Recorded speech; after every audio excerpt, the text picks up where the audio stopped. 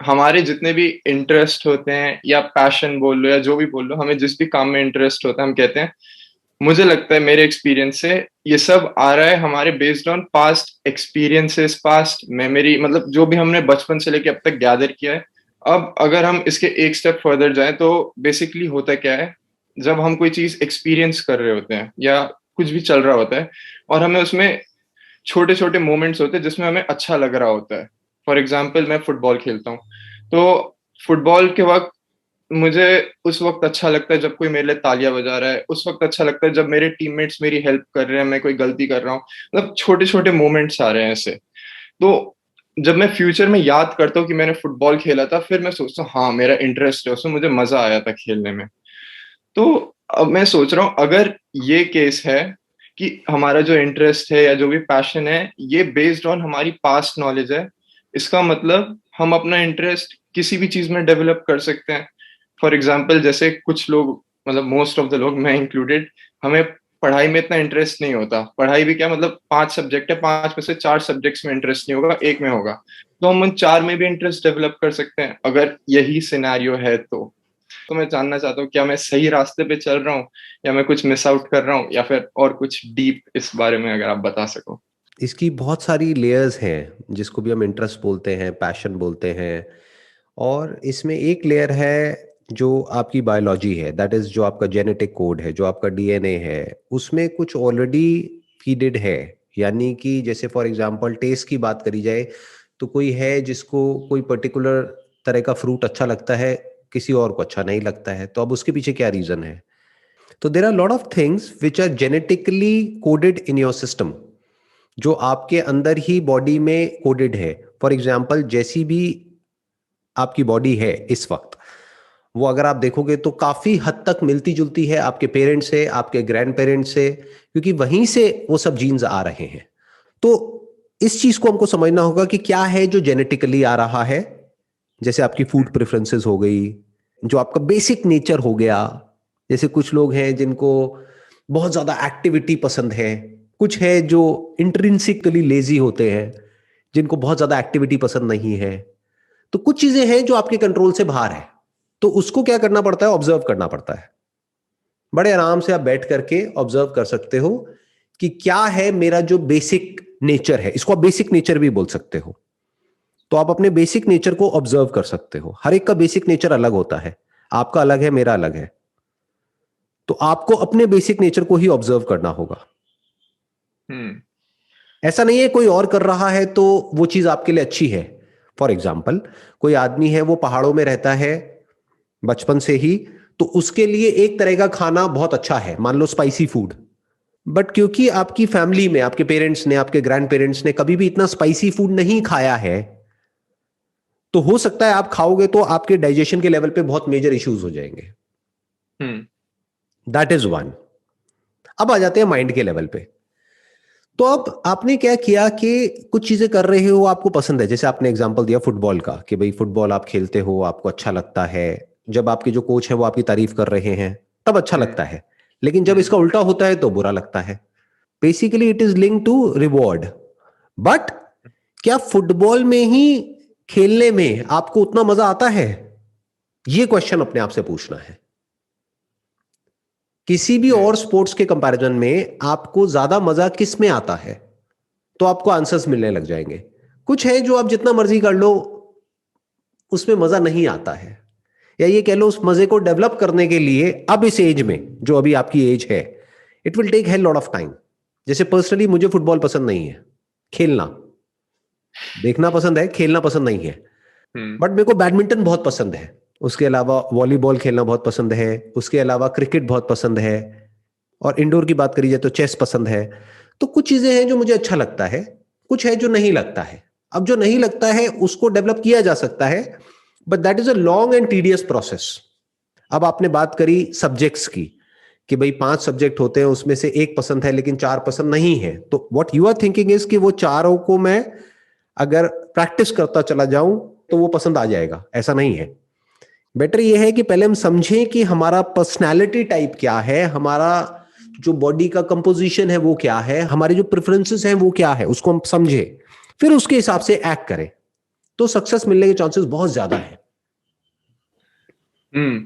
पर sir preferences ना, अभी तक मैंने कोई ऐसी प्रेफरेंस नहीं ढूंढी जो मेरी बेसिक नेचर की हो। जितनी भी आई है सब मेमोरी से आई है, तो वो चेंज हो जाती है कुछ टाइम बाद। ये बेसिक नेचर वाली प्रेफरेंस कहाँ से ढूंढे? जो बेसिक नेचर वाली जो चीजें हैं ना, जैसे जो आपको पसंद है, फॉर एग्जांपल आपने कहा कि भाई ये 5 सब्जेक्ट्स हैं, उसमें से एक सब्जेक्ट मेरे को पसंद है। वो एक सब्जेक्ट क्या है? Physical education. फिजिकल एजुकेशन आपको पसंद है, प्लस फुटबॉल भी उससे कनेक्ट हो रहा है, प्लस आपको देख के भी पता लग रहा है कि आप अपनी फिटनेस को मेंटेन करने की कोशिश कर रहे हो, हम्म। मतलब you are passionate about fitness. तो एक ब्रॉड कैटेगरी तो हमको मिल गई ना, hmm. That is physical education. तो अगर इतना ही हमको पता लग जाता है तो हमारी लाइफ बहुत हद तक सॉर्ट आउट हो जाती है। फॉर एग्जाम्पल, मान लो केमिस्ट्री है, उसमें आपका इंटरेस्ट नहीं है, अब आप कह रहे हो नहीं मेरे को तो डेवलप करना है केमिस्ट्री में अपना इंटरेस्ट, तो जब फिजिकल एजुकेशन में हो सकता है तो केमिस्ट्री में भी हो सकता है, डेफिनेटली हो सकता है। बट बेटर ये है कि जिसमें नेचुरली आपके अंदर से जो इंटरेस्ट आ रहा है, नेचुरली जिस तरफ आप इंक्लाइंड हो रहे हो, हम्म।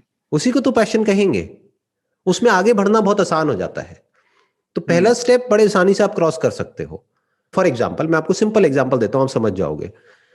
आपको आम खाना मान लेते हैं अच्छा लगता है, मैंगो अच्छा लगता है, और मान लेते हैं करेला बुरा लगता है, ऑफ कोर्स। राइट? तो अगर आप कोशिश करो, अपने माइंड को प्रोग्राम करो, रोज करेला खाओ और किसी तरीके से उसमें कुछ स्पाइसेस ऐड करो, ये करो वो करो, तो हो सकता है हम्म। आपको करेला भी अच्छा लगने लग जाए, हो सकता है। हम्म। बट उसकी पॉसिबिलिटी बहुत कम है।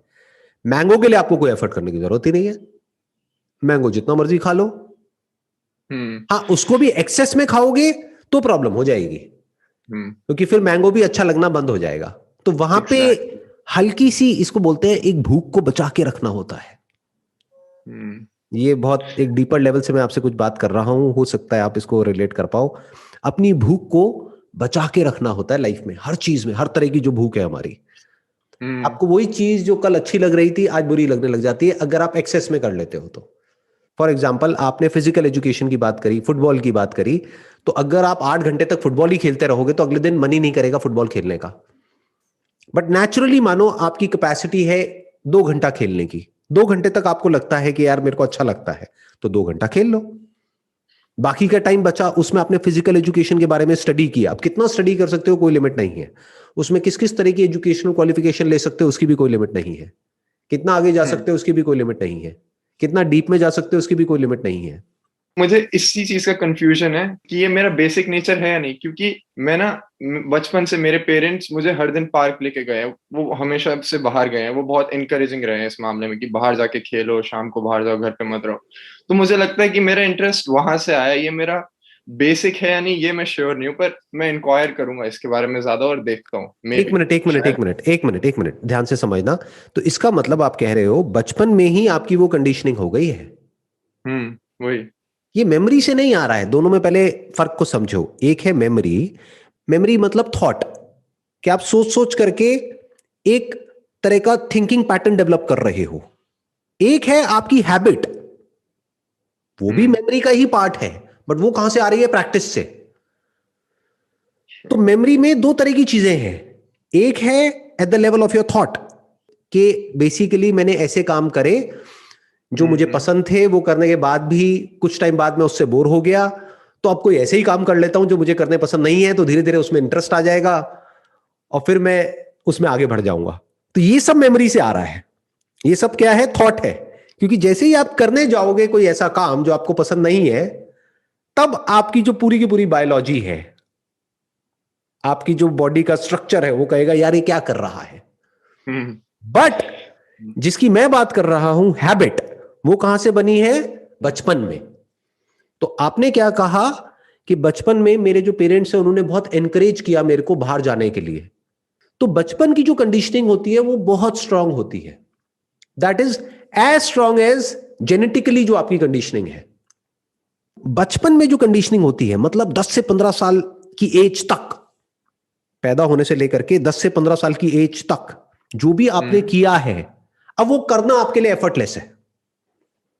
हम्म। तो उसी लाइन में अगर आप सोचोगे तो बहुत आगे जाओगे, उससे हट करके कुछ सोचोगे तो फंसने के चांसेस है। फिर आपको बहुत एफर्ट करना पड़ेगा, यानी कि पहले उस बचपन की कंडीशनिंग को तोड़ना पड़ेगा। देखो, जेनेटिक कंडीशनिंग तक तो पहुंचना ही बहुत मुश्किल है। हमें क्या पता जेनेटिकली क्या कंडीशनिंग है क्या नहीं है। उसके लिए क्या करना पड़ेगा, अपने पेरेंट्स को, ग्रैंड पेरेंट्स को और उन सबको जो पीछे की आपकी पूरी की पूरी चेन है उसको बारीकी से ऑब्जर्व करना पड़ेगा। जैसे अगर मैं अपना एग्जांपल दूं तो मैं अपने ग्रैंड पेरेंट्स को जब देखता हूं, यानी मेरे ग्रैंडफादर, मेरे फादर के साइड के, और उधर से भी मैं अपनी मदर के ग्रैंडफादर को देखता हूं, तो दोनों ही मेडिटेशन में बहुत ज्यादा इन्वॉल्व थे। तो मे बी ये चीज जेनेटिकली मेरे अंदर आ गई है। मेरी मदर के जो ग्रैंडफादर थे वो कई कई दिनों तक, गोवर्धन में एक जगह है मैंने देखी थी, वो वहां पर एक छोटी सी गुफा है, कई कई दिनों तक उस गुफा में बैठ करके मेडिटेशन करते थे। तो मेरे फादर के फादर वो ज्ञान योग की तरफ थे, और मेरी मदर के जो ग्रैंडफादर थे वो ध्यान योग की तरफ थे। तो इसलिए ज्ञान प्लस ध्यान, ये दोनों मेरे लिए बहुत ही एफर्टलेस है। इसके लिए मुझे कुछ एफर्ट नहीं करना पड़ता है। तो इस तरह से आप ऑब्जर्व कर सकते हो अपने पेरेंट्स को, अपने ग्रैंड पेरेंट्स को, सबको बारीकी से ऑब्जर्व करो और समझने की कोशिश करो कि ऐसा क्या है जो आपको मिला है विरासत में। I am not talking about money and property and all that, I am talking about your genetics, right? That is one. Two, बचपन से देखो आपकी क्या कंडीशनिंग हुई है। जैसे मेरे लिए भी जो आप बात बोल रहे हो उससे मैं बड़े आराम से रिलेट कर पा रहा हूं, क्योंकि बचपन से ही मेरा भी स्पोर्ट्स की तरफ बहुत ज्यादा इंक्लिनेशन रहा है। मतलब सुबह घर से निकलता था खेलने के लिए 6 बजे, शाम को 5-6 बजे तक घर में घुस रहे हैं। ये मैं बात कर रहा हूं मई जून के महीने की, जब वो 2 महीने की छुट्टियां होती थी। भरी दोपहरी में, गर्मी में, दिल्ली की गर्मी आपको पता ही है कैसी होती है, वहां पर भी सुबह घर से निकला हूं, शाम को घर में घुस रहा हूं। तो वहां से स्टेमिना डेवलप हुआ है, स्पोर्ट्स की तरफ इंक्लिनेशन है, तो वो सब चीजें मेरे लिए करना बड़ा आसान है। दूसरी तरफ से कोई बच्चा है जिसको बचपन से ही बिठा दिया गया है पढ़ने के लिए, 24 घंटे पढ़ते रहो पढ़ते रहो पढ़ते रहो, अब उसको बोला जाए एकदम से कि भाई तुमको जॉगिंग करनी है 1 घंटे तक, वो बेचारा घबरा जाएगा, वो कहेगा ये क्या करवा रहे हो मेरे से। बट उसको बोला जाए पढ़ना है तो उसके लिए बड़ा आसान है। तो इस तरह से आपको स्टेप बाय स्टेप आराम से समझना होता है। जैसे आपने कहा कि भाई बचपन से ही आप बहुत एक्टिव रहे हो फिजिकली, तो अगर कोई ऐसा ही प्रोफेशन चूज करते हो और अभी आप स्पेन में हो, तो आई एम श्योर आपका फाइनेंशियल बैकग्राउंड अच्छा है। अब अगर कोई ऐसा काम आप करते हो जो आपके इस पैशन से रिलेटेड है, that could be opening up a fitness centre in India, जैसा इंडिया में कोई और फिटनेस सेंटर ना हो, may be a chain of these fitness centres. आप समझ रहे हो ना मैं क्या कह रहा हूं, कि स्पेन में रह करके आपने ऑब्जर्व किया यहां पर क्या क्या हो रहा है, किस किस तरीके से हो रहा है, प्लस ऑस्ट्रेलिया आप जा रहे हो, वहां पर भी आप फिजिकल एजुकेशन के ऊपर स्टडी कर सकते हो, उससे रिलेटेड डिग्री या डिप्लोमा या जो भी है वो ले सकते हो, ताकि थियोरेटिकल नॉलेज आपके पास में हो। प्लस वहां पर भी आप देखो लोग क्या क्या कर रहे हैं, किस किस तरीके से कर रहे हैं, प्लस आपको एक गैप नजर आएगा जो इंडिया में अभी भी नहीं हो रहा है। फिर दिल्ली में या बॉम्बे में आप जा करके अपना कोई इस तरह का सेटअप शुरू कर सकते हो। तो ऐसे अपने आप को समझना होता है हर लेवल पे, और उसके हिसाब से एक्ट करना होता है।